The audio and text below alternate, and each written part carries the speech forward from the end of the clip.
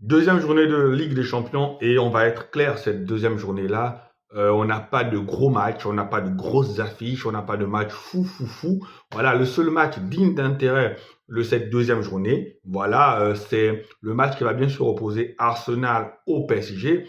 Les deux clubs ont gagné en championnat. Arsenal s'est débarrassé difficilement de Leicester sur le score de 4 buts à 2 et le PSG a disposé tranquillement de Rennes 3 buts à 1. On voit que les dynamiques des deux équipes sont positives. Les deux équipes viennent dans cette rencontre-là avec le plein de confiance, avec des certitudes. Maintenant, en Ligue des Champions, Arsenal a commencé sa campagne européenne par un match nul contre l'Atlanta à domicile. Voilà, elle recevait déjà l'Atlanta.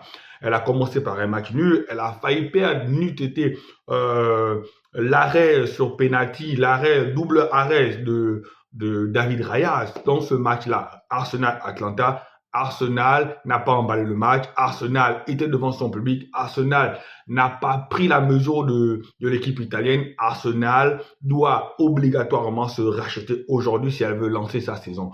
Arsenal doit obligatoirement battre un PSG, mais le PSG se présente comme étant une montagne parce qu'il faut comprendre que le PSG est un cran au-dessus de l'équipe d'Atlanta. Donc, c'est vrai que le football, ce n'est pas mathématique. Ce n'est pas parce que vous n'avez pas pu gagner, battre Atlanta que nécessairement vous n'allez pas battre le PSG. Non. Chaque match a sa particularité, chaque match a sa trame, chaque match a son déroulé.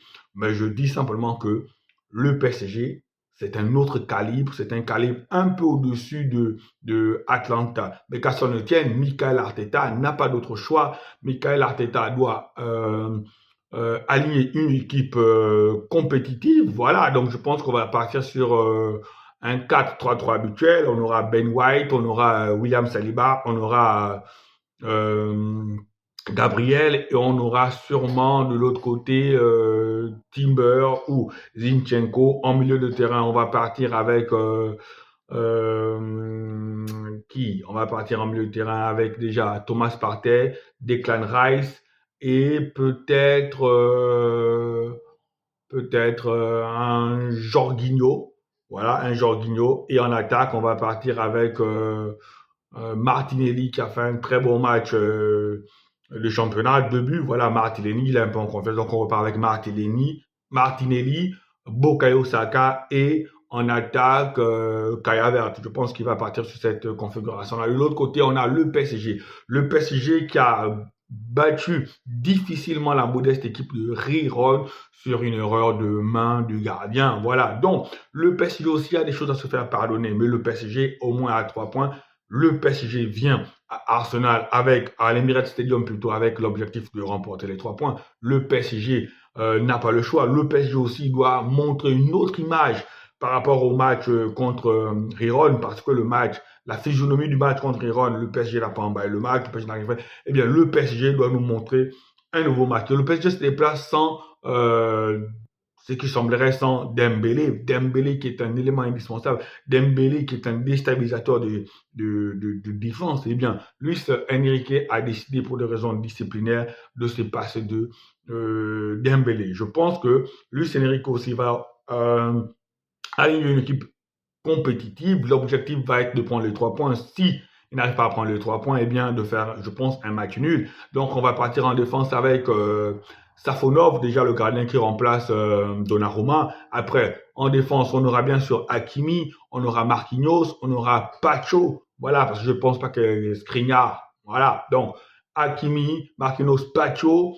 Et je pense qu'on va partir sur du Mendes s'il n'est pas blessé. Voilà, sur du Mendes ou il va partir sur du Beraldo. Après, en milieu de terrain, je pense à Fabian Ruiz. Je pense bien à João Neves qui, lui, pour le coup, il est très, très, très, très important. Donc, Fabian Ruiz, João Neves et Warren Zaïre-Emery. Et en attaque, on va partir sur du Barcola. On va partir sur du Barcola, sur du Kangin Lee de l'autre côté et sur du Randall Colomani. Et là, il faut comprendre que Barcola doit nous sortir un grand match aujourd'hui. Barcola, parce que le match contre Riron a été raté. Barcola a là l'occasion contre une bonne équipe européenne je ne vais pas dire une grande, mais contre une bonne équipe européenne, de nous montrer qu'il peut passer à un autre niveau. Parce qu'on sait qu'en Ligue 1, voilà, Barcola est au-dessus de la Ligue 1. On a envie de voir un Barcola à un autre niveau en Ligue des Champions. Donc, le match, c'est à 21h et on espère que, voilà, on va assister à une belle rencontre. On espère qu'il y aura des buts, il y aura des émotions, il y aura des rebondissements et qu'à la fin, le meilleur pourra gagner. Allez, ciao, ciao.